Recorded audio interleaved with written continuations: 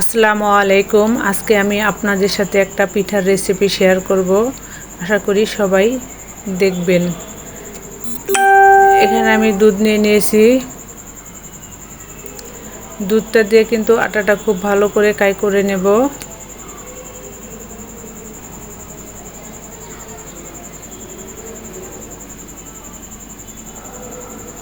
আমি কিন্তু কোনো পানি দেব না।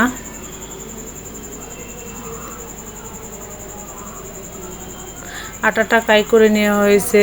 আমি চুলা থেকে নামিয়ে গরম আটার মধ্যে দিয়ে দিলাম একটা ডিম ভেঙে। ডিমটা কিন্তু চুলায় থাকা অবস্থায় দেওয়া যাবে না, কারণ গরম অবস্থায় দিলে অনেক সময় ডিমটা জমাট বাঁধার সম্ভাবনা থাকে। আপনারা নামিয়ে এভাবে গরম আটার মধ্যেই ডিমটা ভেঙে দিবেন। দেখবেন ডিমটা কোনো জমাট বাঁধবে না এবং আটার সঙ্গে খুব ভালোভাবে মিশে যাবে। এখন হাতে একটু তেল নিয়ে আটাটা ভালো করে মুথে নিচ্ছি।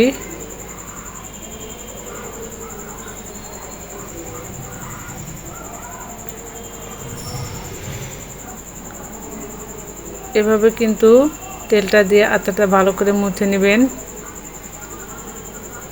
দেখবেন রুটি বেলার সময় রুটি খুব ভালো হবে। আমি একটা ডো বানিয়ে নিলাম।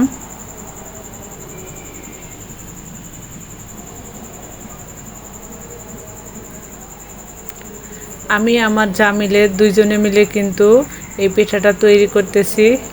এখন আমার যা কিন্তু সুন্দর করে পিঠাটা বানিয়ে নেবে, সেজন্য রুটিটা সুন্দর করে বেলে নিচ্ছে।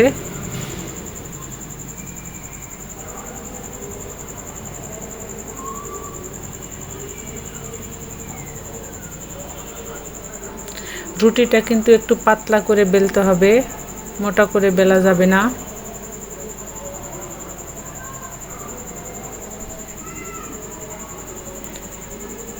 রুটিটা যত পাতলা হবে পিঠাটা কিন্তু ভাজটা তত সুন্দর হবে।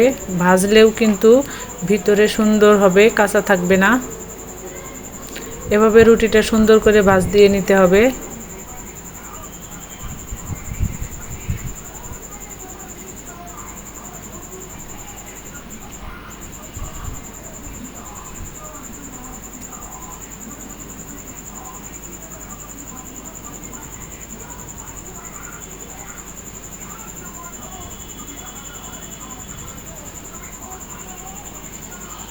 এভাবেই কিন্তু পিঠাটা বানিয়ে নিতে হবে।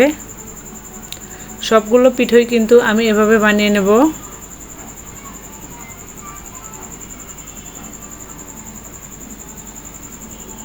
লাভ চিহ্ন হয়ে গেল, এর জন্য এটাকে বলা হয় লাভ পিঠা।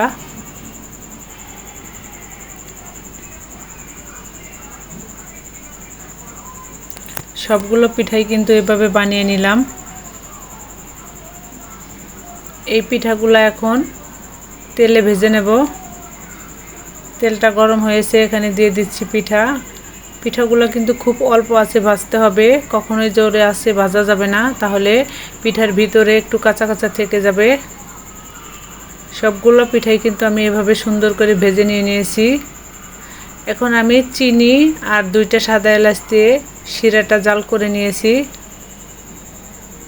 কেউ ঘন শিরা খেতে চাইলে ঘন করে নিতে পারেন, আমি কিন্তু শিরাটা একটু পাতলা করে বানিয়েছি। এখন পিঠার মধ্যে গরম শিরাটা ঢেলে দিচ্ছি।